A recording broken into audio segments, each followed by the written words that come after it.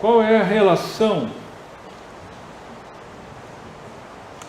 a nossa relação, enquanto cristãos, discípulos de Cristo, com a lei de Moisés?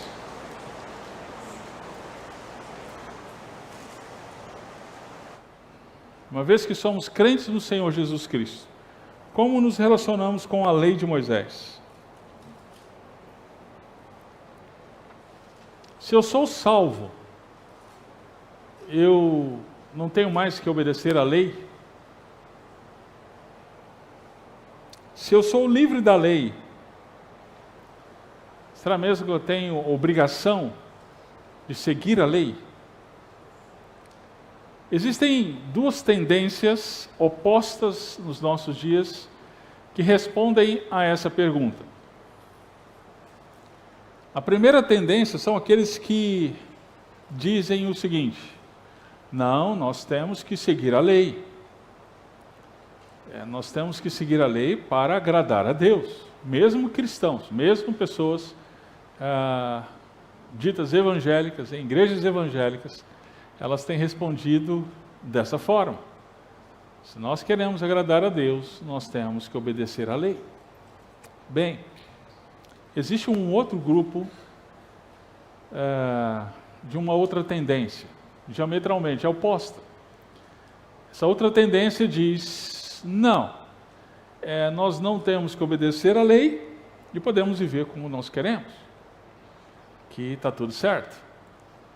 Uma vez que somos salvos pela graça, então vivemos do jeito que a gente acha que temos que viver. São essas duas tendências majoritárias. O capítulo 3 de Gálatas vai nos ajudar a responder essa pergunta. Nós temos percorrido pela exposição do capítulo 3 de Gálatas. Ou melhor, a exposição do livro de Gálatas, da carta do apóstolo Paulo aos Gálatas. Nos 2 últimos domingos à noite, vocês sentiram falta? Sentiram nada. Vocês estavam mais preocupados com a cantata. A primeira cantata infanto-juvenil, depois o nosso coro adulto, domingo passado. E graças a Deus pela cantata. Mas eu já estava ficando com saudade de Gálatas, né? E então vamos retomar a exposição de Gálatas. E o capítulo 3, nós vimos que Paulo começa esse capítulo chamando os Gálatas de insensatos. Olha só, forte, né? Sim, bem forte.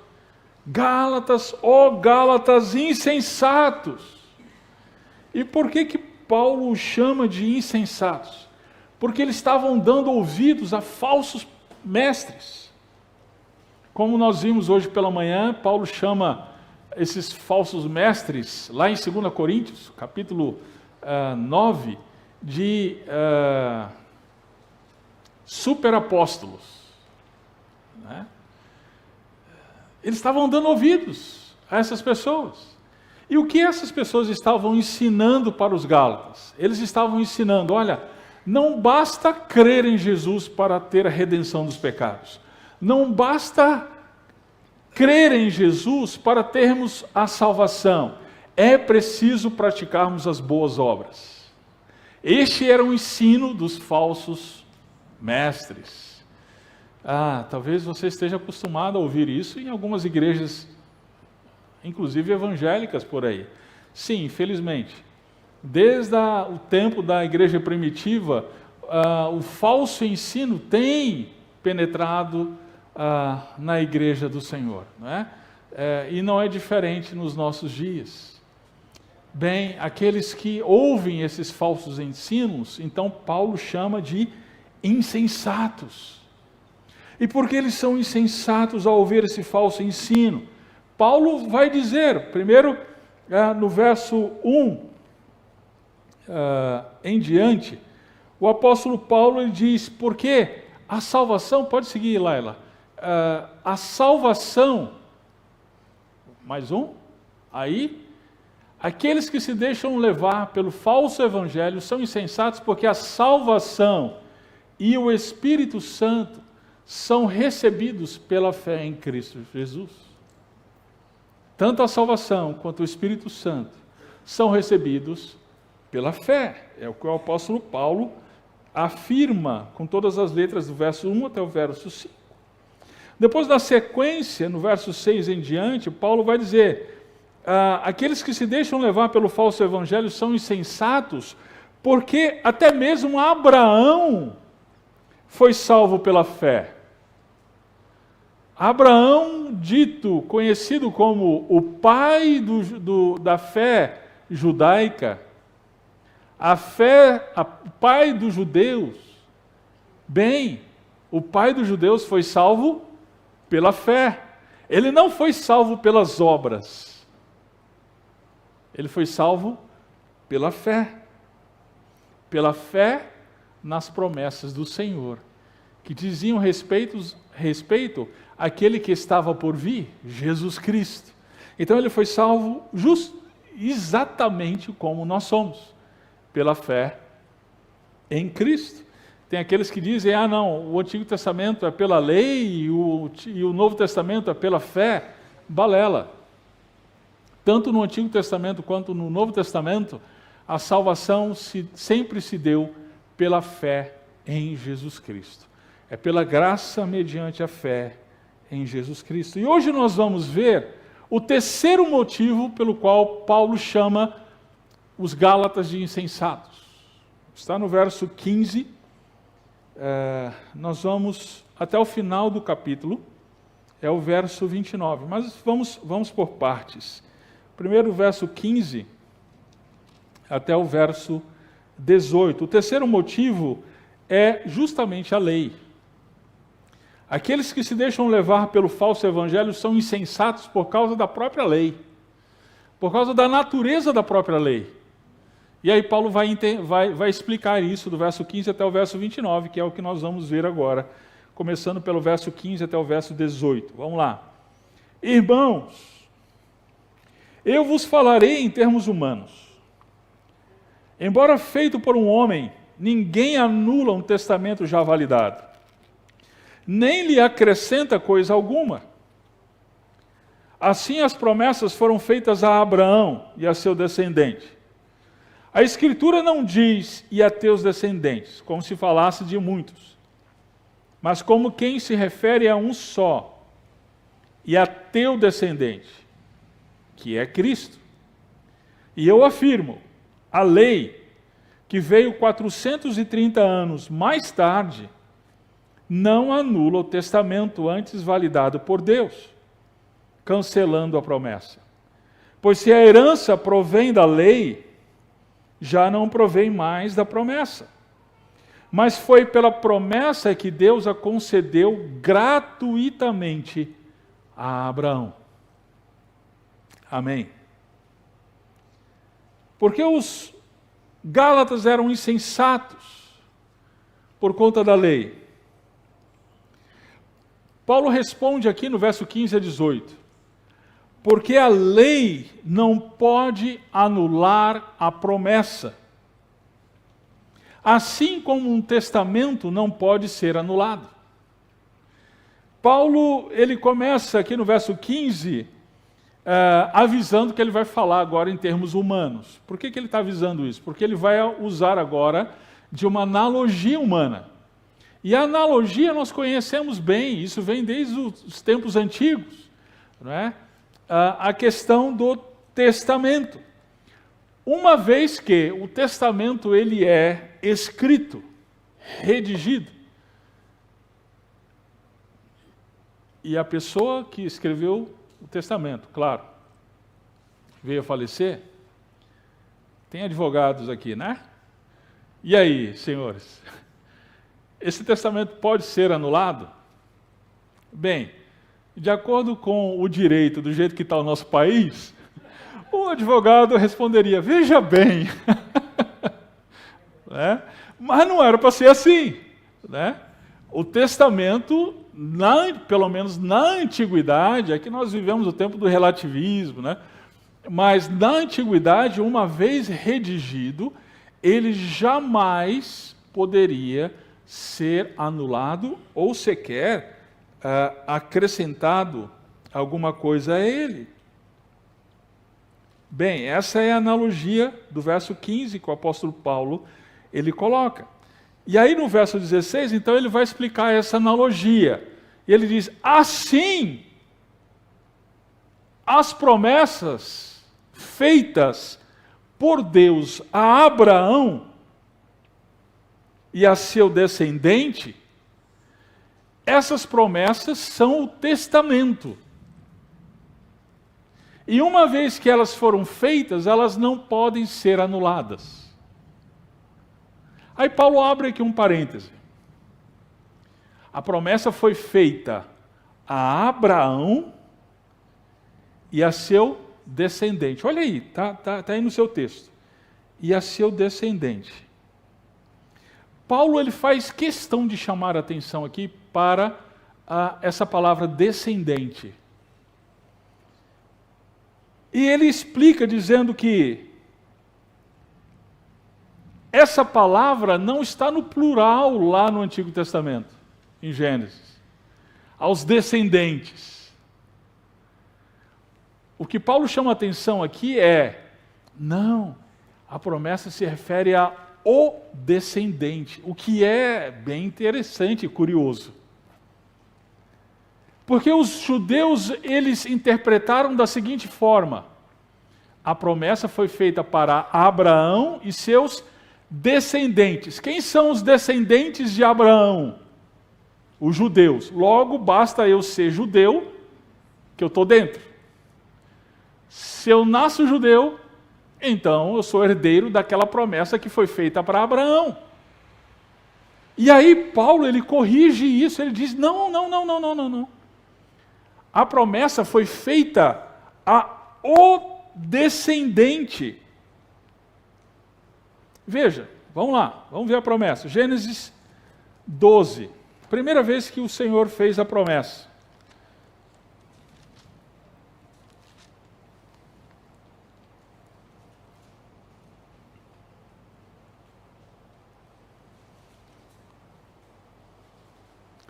Abençoarei os que te abençoarem, verso 3, e amaldiçoarei quem te amaldiçoar.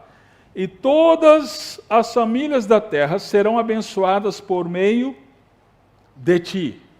Está aqui, a promessa feita a Abraão. Joia. Agora, vamos para Gênesis. Ainda, Gênesis.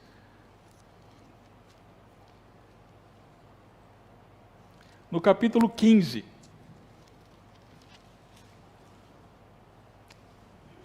Desculpa. No capítulo 22, depois eu vou deixar esse 15 para depois. 22, 18. É exatamente esse texto agora que Paulo cita. Primeiro, Gênesis 12, dizendo que a promessa é para Abraão. Agora veja o verso 18. E todas as nações da terra serão abençoadas por meio da tua descendência, pois obedeceste à minha voz. Olha só. Todas as famílias da terra seriam abençoadas no capítulo 12 por meio de Abraão. E agora essa promessa ela se estende, ela vai adiante e ela diz: por meio da tua descendência. Só que essa descendência que Deus está se referindo aqui, de acordo com Paulo lá em Gálatas, no capítulo 3, não é o povo de Israel, mas é uma pessoa da descendência de Abraão. Essa palavra descendência é semente no hebraico. É a mesma palavra que está em Gênesis 3,15. Vamos lá? Gênesis 3,15. Quando Adão e Eva decidiram pecar contra o Senhor e viver distante, longe do Senhor, o Senhor, pela sua bondade, ele fez uma promessa. E qual foi a promessa? Essa palavra promessa é importante, gente. Deus, ele não quebra as suas promessas. E qual foi a promessa que ele fez, Gênesis 3,15? Porém, inimizade entre ti e a mulher, entre a tua descendência e a descendência dela. Esta te ferirá a cabeça e tu lhe ferirás o calcanhar. A palavra descendência, de novo, é semente, é a mesma palavra do hebraico de Gênesis 3:22. Que Paulo, vamos voltar lá para Gálatas agora, ele acertadamente, inspirado pelo Espírito Santo, ele corrige os judeus dizendo, não é o povo de Israel. Essa descendência que a promessa se refere é uma pessoa que vem de Abraão. Que pessoa é essa? Gálatas capítulo 3, verso 16. A Escritura não diz, e a teus descendentes como se falasse de muitos, mas como quem se refere a um só, e a teu descendente, que é Cristo. Paulo então diz com todas as letras, é Cristo Jesus. Ou seja, a promessa, ela é cumprida em Cristo. E qual é a promessa? De que todas as famílias da terra seriam abençoadas. Ou seja, nós temos a bênção de Deus, a salvação, a redenção, que vem de Deus, através do descendente, que é Cristo Jesus. Que é Cristo Jesus. Ora, uma vez que o descendente é Cristo, nós somos abençoados como quando nós confiamos tão somente em Cristo Jesus. Recebemos, assim, o perdão dos nossos pecados. Na sequência da sua argumentação, no verso 17, Gálatas 3,17, Paulo diz, eu afirmo, a lei veio 430 anos mais tarde. Veja, a promessa, o testamento, qual era o testamento? A promessa. A promessa feita a Abraão. Bem, a lei veio quando? A lei que Paulo se refere é a lei de Moisés. 430 anos depois. Lembre-se da analogia que ele está fazendo. Testamento e quebra do testamento. O que pode quebrar o testamento? Nada. Bem, uma vez que a lei veio 430 anos depois da promessa, a pergunta é, a lei ela pode invalidar a promessa? Não. Paulo vai dizer ao contrário. Ela valida a promessa. Ela não invalida a promessa, ela valida a promessa. Ok? Então, vamos ver isso. Paulo então diz com todas as letras, a lei veio depois da promessa. Logo, ela não pode invalidá-la. Paulo no verso 18, então, ele explica ainda melhor.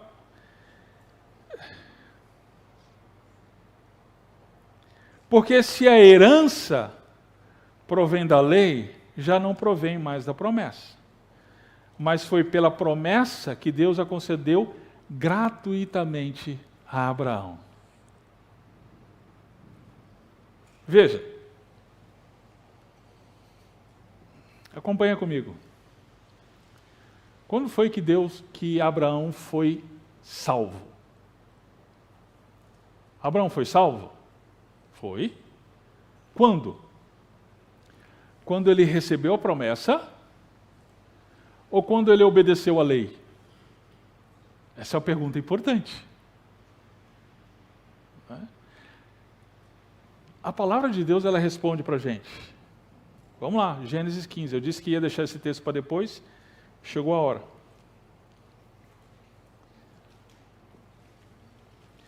Verso 5 e verso 6. Deus, novamente, está ratificando a promessa para Abraão. No verso 5 diz assim,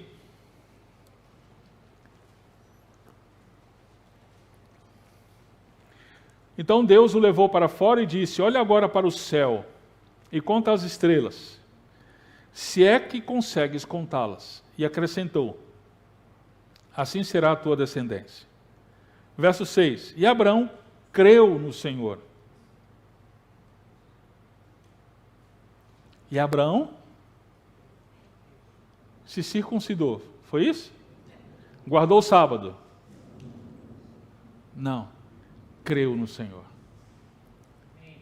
E o Senhor atribuiu-lhe como justiça. Abraão foi justificado exatamente nesse momento, porque ele creu. Como nós somos justificados? Quando cremos. Cremos na promessa. E qual é a promessa? Cristo Jesus. Quando cremos em Cristo Jesus. Mas Abraão foi circuncidado, é verdade. Capítulo 17. Versos 7 a 11. O Senhor, ele ordena que Abraão se circuncide. Ele e o povo. Joia. Aliás, esse seria o sinal da aliança de Deus com o povo de Israel. Ok. Antes do capítulo 17, vem 16. A lição básica de matemática. E antes do 16 vem o 15. Quando chegou no 17, na circuncisão, pergunta para Enem. Cadê os jovens aí? Abraão já era salvo? Sim. Antes da circuncisão, Abraão já era salvo. Ele já era justificado. De novo, pela fé em Cristo Jesus. É exatamente isso que o apóstolo Paulo está dizendo aos Gálatas. E ele vai dizer depois em Romanos capítulo 4, verso 3. 4:3, o apóstolo Paulo ele diz: que diz a Escritura? Abraão creu em Deus e isso lhe foi atribuído como justiça. Ora, o salário daquele que trabalha não é atribuído como favor, mas como dívida. Você, eu, nós trabalhamos, o empregador paga para a gente, pelo nosso trabalho, certo? A salvação, a gente trabalha por ela? Quem trabalha é outro, Jesus Cristo. É por isso que confiando nele, nós temos o que ele conquistou por nós, a redenção. O apóstolo Paulo, no verso 5, ele continua: contudo, ao que não trabalha, mas crê naquele que justifica o ímpio, sua fé lhe é atribuída como justiça. O nome disso é justificação pela fé, pela graça mediante a fé em Cristo Jesus. E a lei? A lei veio 430 anos depois de Abraão. Para deixar bem claro que a salvação, a redenção dos pecados é pela fé e não pela observância da lei. Queridos, assim como Abraão, não somos salvos porque praticamos a lei. Nós somos salvos porque cremos em Cristo Jesus. E isso não vem de nós, é dom de Deus, para que ninguém se glorie. O apóstolo Paulo continua em Gálatas 3 a sua argumentação. Ele acabou de dizer que a lei não pode anular a promessa, assim como um testamento não pode ser anulado. E é insensatez, então, por isso, os Gálatas confiarem na lei. Para a salvação. É insensatez. E ele vai dar aqui agora o segundo motivo, verso 19 a 24. A lei teve como finalidade conduzir a Cristo. Vamos ver. Verso 19. Então, para que serve a lei? Gente, que pergunta fantástica. Eu amo as perguntas de Paulo. Você tem que ler as cartas paulinas, grifando, colocando florzinha, coraçãozinho, sublinhando as perguntas de Paulo, porque elas são incríveis. Essa pergunta, ela fala muito com a gente. Para que serve a lei? Não é exatamente essa pergunta que as pessoas estão fazendo hoje? Para que serve então a lei? Bem, Paulo vai responder, o texto responde, vamos lá. ela foi acrescentada por causa das transgressões, até que viesse o descendente, a quem a promessa havia sido feita, e foi ordenada por meio de anjos pela mão de um mediador. Entretanto, o mediador não representa apenas um, mas Deus é um só. Então, será a lei contrária às promessas de Deus? De modo nenhum. Pois se tivesse sido dada uma lei que pudesse conceder vida, a justiça, na verdade, seria pela lei. Mas a Escritura colocou tudo debaixo do pecado, para que a promessa fosse dada aos que creem pela fé em Jesus Cristo. Mas antes que viesse a fé, éramos mantidos debaixo da lei, nela confinados para a fé que haveria de ser revelada. Desse modo, a lei se tornou nosso guia para nos conduzir a Cristo, a fim de que pela fé fôssemos justificados. O que Paulo está dizendo aqui, em poucas palavras, é a lei teve como finalidade conduzir a Cristo. Como que a lei ela conduz a Cristo? Em primeiro lugar, verso 19 a 20. A lei foi dada por causa das nossas transgressões. O que isso significa? O que Paulo está dizendo aqui? Ele está dizendo que a lei, ela indica para nós, ela mostra para nós as nossas transgressões. A lei, ela mostra para a gente o nosso pecado. Como é que você sabe? A lei de trânsito é fantástica para nos ajudar a entender isso. Como é que você sabe que você está andando na contramão? A lei. A lei, nas placas, ela vai mostrar. Tem uma placa lá, o sentido riscado. Tem a linha na rua. Você, se está numa via, está trafegando de maneira contrária à via, do sentido da via, você é um transgressor. Acontece que você só sabe que você é um transgressor quando a lei te mostra que você é um transgressor. Então esse é o propósito da lei. A lei mostra que nós somos transgressores. Verso 21 e 22. A lei, ela não é contrária às promessas de Deus. Ela aponta para as promessas. O que isso quer dizer? Quando a lei ela mostra que somos transgressores, ela nos encoraja, ela nos estimula a lembrar da promessa que o Senhor fez. Lá em Gênesis 3,15, ao primeiro transgressor, Adão. A lei ela nos encoraja a lembrar da promessa que foi feita a Abraão, a bênção virá por meio do descendente. A lei, então, queridos, ela não nos salva. Ela nos mostra que somos transgressores e nos mostra que existe uma promessa de redenção. E essa promessa de redenção é quem? Já vimos, Jesus Cristo. E aí que o apóstolo Paulo, no verso 23 e 24, ele vai dizer, olha, a lei, ela é um guia. A palavra que Paulo usa aqui é aio. Você sabe o que é um aio? Um aio, na antiguidade, era um escravo que ele ensinava para os filhos, as crianças do seu senhor. Ele era o professor.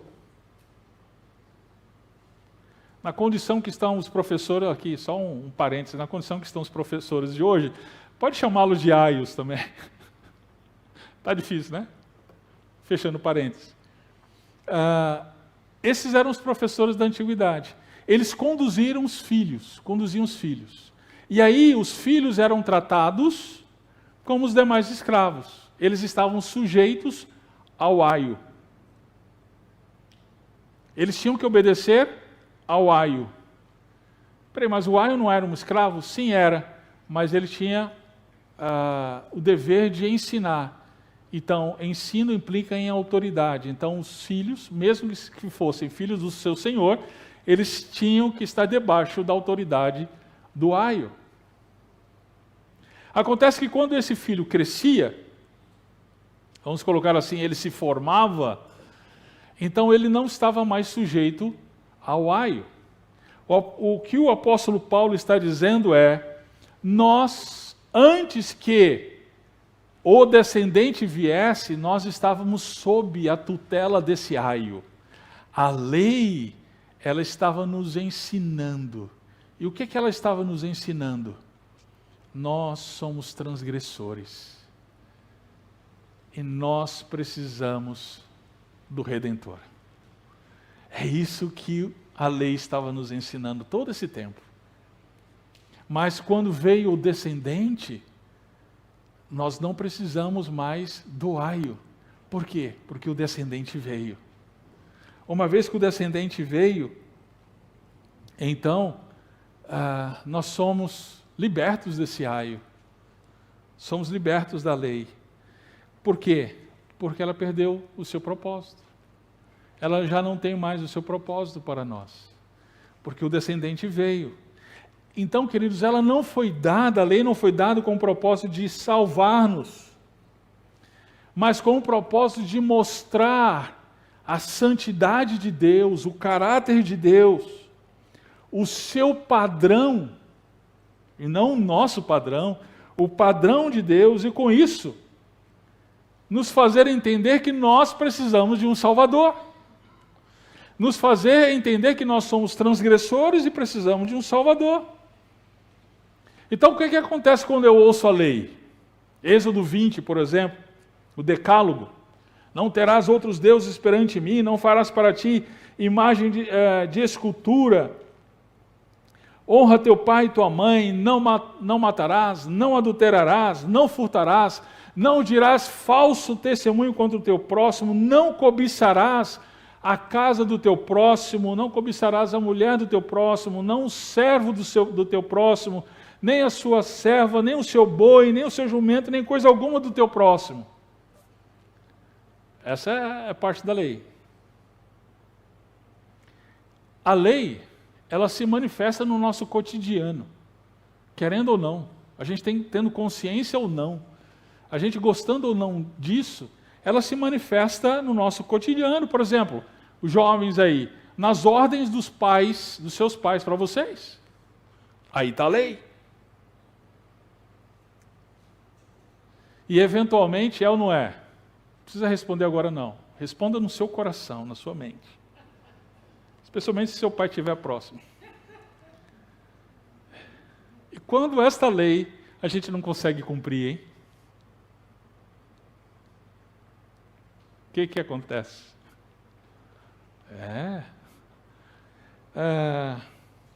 Responsabilidades em relação ao cônjuge, marido, esposa.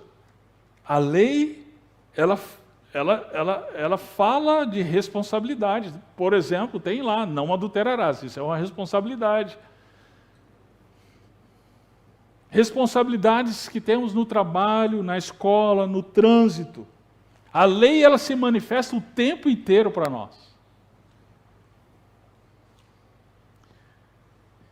Diante da manifestação da lei, queridos, sabe o que a gente tem que fazer? Se desesperar.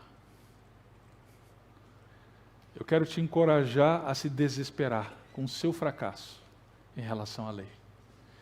Eu quero te encorajar a se desesperar com a sua incapacidade de cumprir a lei. Na verdade, não sou eu que está encorajando você a isso. Foi Jesus que encorajou a isso. Jesus, ele contou uma parábola. A parábola do fariseu e do publicano. Lucas capítulo 18. Eu gosto demais dessa parábola. Jesus, ele conta, 2 homens subiram para orar no templo. Um era fariseu, o outro publicano. O fariseu de pé orava consigo mesmo. Ó Deus, graças te dou, porque não sou como os outros homens, ladrões, injustos, adúlteros, nem como este publicano. Jejuo 2 vezes por semana, dou o dízimo de tudo quanto ganho. Olha só, acima de qualquer suspeita, é ou não é? Aí Jesus ele fala do publicano. Mas o publicano, em pé e de longe, nem mesmo levantava os olhos ao céu, mas lamentava-se profundamente, dizendo: ó Deus, tem misericórdia de mim, um pecador. Digo-vos, disse Jesus, que este desceu justificado para casa e não o outro. Porque todo o que se exaltar será humilhado, mas o que se humilhar será exaltado. O que o publicano estava fazendo diferente do fariseu? Ele entendeu a lei. Ele entendeu o propósito da lei. E ele se desesperou consigo mesmo. Ele disse: pecador, tem misericórdia de mim, pecador. Queridos, diante do nosso fracasso, mediante a revelação do padrão de Deus por meio da sua lei, como nós devemos agir? Bem, existem algumas tendências. Tem aquele primeiro que age assim: opa, pode deixar, eu cumpro tudo isso. É o fariseu lá.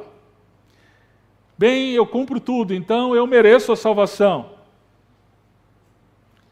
Queridos, se nós dizemos isso e temos dito isso, nós somos tão fariseus quanto aquele fariseu. Uma outra tendência é dizer: bem, tem algumas coisas que eu preciso melhorar. Então eu prometo, 2025, eu vou me esforçar e quem sabe um dia Deus me aceite. Meu querido, deixa eu antecipar uma coisa para você. Você vai fracassar. Porque não existe um justo sequer. Por mais esforçado que seja. Tem outro que diz assim: bem, ninguém cumpre mesmo, eu sou pecador mesmo, mas todo mundo é, então é isso, vou viver do jeito que eu consigo. Tem outro que ainda vai dizer: bom, isso, pastor, isso é relativo, né? É verdade para uns, mas não é verdade para outros, a sua verdade não é a minha verdade, e vamos que vamos. Meu querido, eu quero encorajá-lo a se juntar àquele publicano e fazer a oração que ele fez: ó Deus, tem misericórdia de mim, um pecador. Foi a mesma oração que nós lemos no início do culto, que Davi fez no Salmo 51. Pecador. Ó miserável homem que sou. O apóstolo Paulo orou assim também: quem me livrará do corpo desta morte? Mas na sequência, graças a Deus, ele diz: graças a Deus por Jesus Cristo nosso Senhor. É Cristo Jesus que nos salva. Verso 25 a 29. O apóstolo Paulo continua a sua argumentação. Por que os Gálatas estavam sendo insensatos? O apóstolo Paulo continua: a lei não sujeita mais aqueles que estão em Cristo. É o que nós vamos ver aqui. Mas, tendo chegado à fé, já não estamos sujeitos a esse guia. Pois todos sois filhos de Deus pela fé em Cristo Jesus. Porque todos vós que em Cristo fostes batizados, vos revestistes de Cristo. Não há judeu nem grego, não há escravo nem livre, não há homem nem mulher, porque todos vós sois um em Cristo Jesus. E se sois de Cristo, então sois descendência de Abraão, e herdeiros conforme a promessa. A lei não sujeita mais aqueles que estão em Cristo. O apóstolo Paulo, ele começa aqui essa sessão dizendo: olha, no verso 25, tendo chegado à fé, já não estamos sujeitos a esse guia. E ele vai explicar o porquê. Primeiro motivo, verso 26. Porque todos sois filhos de Deus pela fé em Cristo. Veja, não são só os judeus, não são aqueles que nasceram em Israel que são filhos de Deus, e sim aqueles que creram em Jesus Cristo. É o que Paulo está dizendo aqui. No verso 27, porque todos vós, segundo motivo, que em Cristo fostes batizados, vocês se revestiram de Cristo. Ou seja, a justiça de Cristo está sobre você. Quando você confia em Cristo para o perdão dos seus pecados, então a justiça dele é atribuída a você. Deus diz que Nelson, que Francisco, que João, que Joaquim são justos, mas não por conta das suas próprias obras, mas por conta das obras de Jesus Cristo, por causa da justiça de Jesus Cristo. Terceira razão, dessa forma não há judeu nem grego, não há escravo nem livre, não há homem nem mulher, porque todos vós sois um em Cristo Jesus. Quando Paulo está falando aqui todos, ele está se referindo a quem? Ele acabou de mencionar. Nem judeu, o judeu e o grego. Todos. O escravo ou o livre, homem ou mulher, todos estão em Cristo, pela fé em Cristo. Então todos são justificados. Esse texto aqui tem sido muito maltratado nos nossos dias pelo movimento LGBTQIA+. Eles pegam esse texto fora de contexto, como deveria de se esperar da parte deles, e eles dizem, olha, está vendo aqui, o apóstolo Paulo, ele concordava com a homossexualidade, porque ele diz que não há judeu nem grego, não há escravo nem livre, olha só, não há nem homem nem mulher. Essa é a ignorância de se esperar daqueles que rejeitam as Escrituras. O contexto aqui não é... Paulo não está falando sobre homossexualidade. Se você quer ouvir Paulo falando sobre homossexualidade, você tem que ir para Romanos 1, aí você vai ouvir Paulo falando sobre homossexualidade. Paulo está falando aqui da justificação pela fé em Cristo Jesus. E essa justificação, ela é dada gratuitamente para todos, sejam judeus ou gentios, escravos ou livres, homens ou mulher.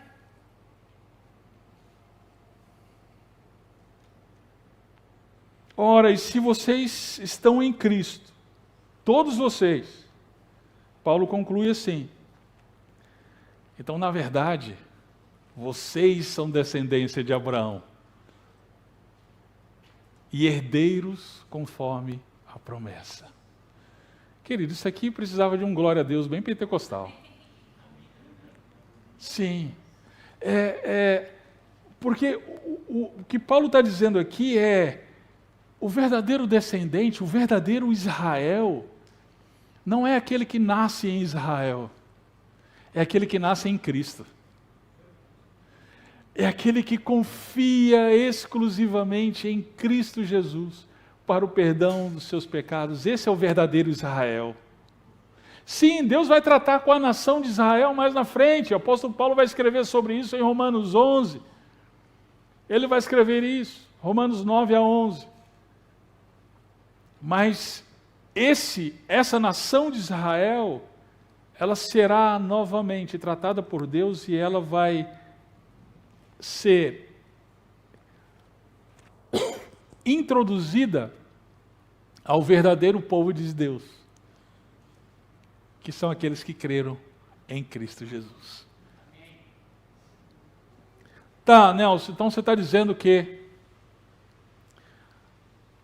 a lei, ela não salva, somente a graça mediante a fé em Cristo Jesus. Então, a gente pode viver de qualquer jeito, lá vão ter. Lá ser fé. De acordo com o que dá na telha. Deu vontade, a gente faz. É isso que você está dizendo? Não, meu querido. De maneira nenhuma. Vou usar aqui as palavras de Paulo. De maneira nenhuma. Como viver a lá vão ter, uma vez que agora de fato somos herdeiros? Como viver de acordo com a nossa própria vontade, se agora de fato somos filhos de Deus? Agora nós vivemos para agradar ao Pai. Veja, nós não agradamos o Pai para sermos filhos do Pai. Nós agradamos o Pai porque já somos filhos dele. E isso pela fé em Cristo Jesus. Isso significa, queridos, em outras palavras, que a morte para os transgressores era o castigo que estava prevista na lei. O apóstolo Paulo diz: o salário do pecado é a morte. Esse é o castigo previsto na lei para os transgressores. Eu e você. Mas uma vez que estamos em Cristo, esse castigo já não nos cabe mais. Sabe por quê? Porque Ele pagou o nosso castigo. Porque Ele recebeu a morte que nos estava destinada. Então, por conta do sacrifício dele, nós recebemos a vida dele. A justiça que vem por meio dele. Então, Gálatas, é insensatez achar que sendo bons, vocês serão salvos. Deus não nos salva baseado em nossa obediência à lei, mas em sua graciosa vontade. Então, Gálatas, é insensatez nos penitenciar pelos nossos pecados. Na verdade, isso é incredulidade em relação a Cristo. E isso tem a ver com cada um de nós. Às vezes nós somos, mesmo sendo cristãos, nós somos tentados a fazer isso. Nos penitenciar pelos nossos pecados. Alguns pais têm filhos não crentes. O que fazer com isso? Porque a lei, ela é clara, ela diz, a lei de Moisés, ela diz, ensina os teus filhos a amar ao Senhor. Isso está em Deuteronômio 4, Deuteronômio 6. Ensina os teus filhos a amar ao Senhor. Bem, diante da lei tem algumas possíveis reações. Primeira, pequei horrivelmente. Então, para me justificar, eu devo dar cestas básicas para pessoas carentes. O que você está fazendo? Você está se penitenciando. Uma outra reação é o cinismo. Quer saber? Isso acontece com muita gente. Então, é normal, estou nem aí. Qual é a atitude do publicano? Senhor, eu sou pecador. Eu confio no teu sacrifício, no sacrifício do teu filho por mim. Essa é a atitude correta. Diante dos nossos erros. Casais divorciados, recasados, nós temos alguns aqui que eu amo e são muito queridos. O que a lei diz em relação a estes? O que Deus uniu, não separe o homem. Possíveis reações. Primeira, pequei horrivelmente. Agora eu vou viver carregando essa culpa, sendo o melhor que eu puder. O que você está fazendo? Você está desprezando o sacrifício de Cristo. Porque o Senhor veio justamente pelos pecadores. Tem a outra tendência, cinismo. Quer saber? Isso acontece com a maioria das pessoas no Brasil. Então, bola para frente. Bem, não é a atitude do Evangelho. A atitude que o Evangelho nos encoraja é: Senhor, eu sou pecador. Eu confio no teu sacrifício, no sacrifício do teu filho por mim. Essa é a atitude do cristão. Pensa, quando é que você se sente mais tentado a se apoiar nos próprios esforços para ser aceito por Deus? Essa é uma pergunta que você tem que encarar e você tem que responder essa pergunta. Por outro lado, existem atitudes nossas que refletem uma imposição a outros de penitências pelos pecados desses outros. Nós fazemos isso conosco e às vezes a gente tem a tendência de fazer isso com os outros também, né? Isso acontece muito no casamento. Quem é casado aí é o tempo inteiro tentado a isso. O marido pisou na bola. Agora ele vai ver. Esposa pisou na bola. Agora essa santinha, ela vai ver comigo. O que é isso? Você está impondo penitência ao outro. Aí o outro vem reconhecendo o pecado, vem e te pede perdão, pede desculpas.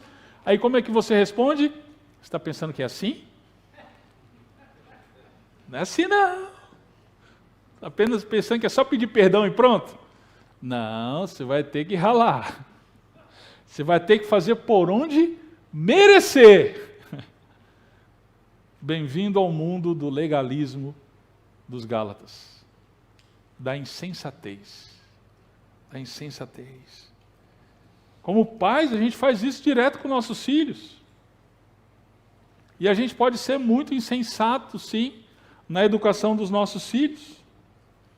Nós podemos impor a lei para eles. E nessa imposição da lei, nós os levamos ao desespero e o deixamos lá. E aí está o problema. Porque os deixamos no desespero com sua própria incapacidade de obedecer a gente. Querido, ele vai dar soluções humanas do seu próprio coração para esse desespero. Ele vai agir com cinismo com você. Ele vai relativizar a sua ordem. Ou ele vai ignorar. Ou ele vai mentir. Você vai achar que teu filho é o cara. Você vai achar que ela é a princesinha de Jesus. É a maior crente desse mundo. Aí quando essa criança cresce, vai para a faculdade, tem a sua independência, o seu trabalho, ela não quer nem saber da igreja, não quer nem saber de Deus, aí a gente como pai, a gente fica, onde eu errei? Querido, você mostrou a lei. Você mostrou na sua educação o tempo inteiro a lei. Você não foi adiante, você esqueceu de mostrar a bendita promessa. Você esqueceu de mostrar para o seu filho, quando ele se desespera consigo mesmo, você esqueceu de dizer para ele, Jesus Cristo veio por você, meu filho, pecador. Jesus Cristo veio porque você não consegue, porque o papai e a mamãe não conseguem. Jesus Cristo veio por pecadores como nós. Foi por isso que ele veio. Não podemos ser insensatos na pedagogia com os nossos filhos, querido. A pedagogia do Evangelho tem que ser aplicada aos nossos filhos o tempo inteiro, dia a dia. Não vá até a lei, tão somente. Vá além. Aplica a lei sim. Mostra para ele a santidade e o caráter de Deus, mas mostra também a bendita promessa do Senhor Jesus Cristo. O que te leva? Eu já estou animado para perguntas, eu sei que o nosso horário já foi. A última. O que te leva a ter orgulho de si mesmo, querido? O que tem te levado a ser tão insensato quanto os Gálatas eram? E com isso se orgulhar. Talvez um padrão de moralidade acima das pessoas que você conhece. Você mede o seu padrão de acordo com as pessoas que estão ao seu redor e vocês dizem, e você e eu, nós dizemos, eu não sou dos melhores, mas também não sou dos piores, né? A gente estabelece a nossa própria régua. O problema, querido, é que não é a nossa régua, é a régua de Deus. E a gente conhece o padrão de Deus. Talvez um padrão de moralidade e de família, acima das pessoas que nós conhecemos. Queridos, família é plano de Deus, família é criação de Deus, mas tudo, depois de Gênesis 3, foi corrompido. E nós temos o perigo de idolatrar a nossa família.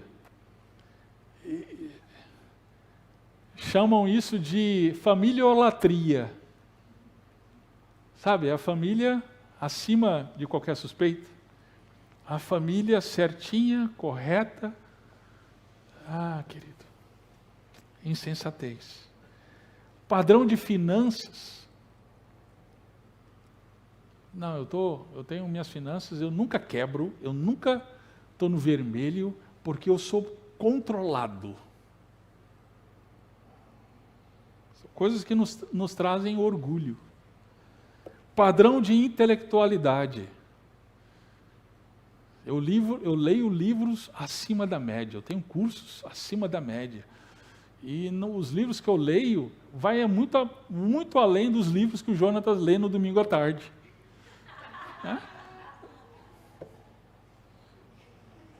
Padrão de espiritualidade. Eu oro mais do que todo mundo. Eu leio a Bíblia mais que todo mundo. Queridos, são manifestações de orgulho, e por detrás desse orgulho está a crença de que nós podemos fazer por onde receber a bênção de Deus, através do nosso próprio esforço. Se isso é uma realidade na sua vida, se foi uma realidade em 2024, meu querido, eu quero te levar hoje, te encorajar a se arrepender e confiar tão somente em Jesus Cristo para a redenção dos seus pecados. Confiar no descendente. Ele sim pagou o preço. Ele sim pagou pelos nossos pecados. E é por causa dele que nós somos declarados justos. Vamos orar. Senhor Deus, obrigado, Pai, por tua santa palavra. Obrigado por nos iluminar mais uma vez, abrir os nossos olhos, abrir o nosso coração e mostrar quantas e quantas vezes que nós nos apegamos em tantas coisas que não o santo evangelho do Senhor Jesus Cristo. E assim somos insensatos. Obrigado, Senhor, por mais uma vez nos levar ao teu santo evangelho. Bendito o evangelho. Bendito o Rei e Salvador Jesus Cristo, que veio para pecadores como eu, que veio para pecadores como os meus irmãos, e através do seu sangue nos trazer a purificação, e através da sua ressurreição nos trazer a vida. Obrigado, Pai. Senhor, que esta seja a nossa mensagem nos nossos relacionamentos. Que nós vivamos isso e compartilhemos isso no Natal, no Ano Novo, dia após dia, seja no ambiente familiar, seja no colégio, na faculdade, seja aonde quer que seja. Que o bendito Evangelho do Senhor Jesus Cristo, que nos redimiu, nos resgatou e segue nos resgatando, seja proclamado por nós e pela nossa vida. Em Cristo eu oro. E rogo ainda que o amor de Deus, o nosso Pai, a graça do nosso Deus, Senhor e Salvador Jesus Cristo, a comunhão e as consolações do Espírito Santo sejam sobre nós, a Igreja do Senhor, hoje e para todo sempre. Amém. Amém. Deus abençoe, queridos. Uma boa semana a todos. Que Que essa seja uma semana de proclamação desse bendito Evangelho. Estamos despedidos com uma oração silenciosa.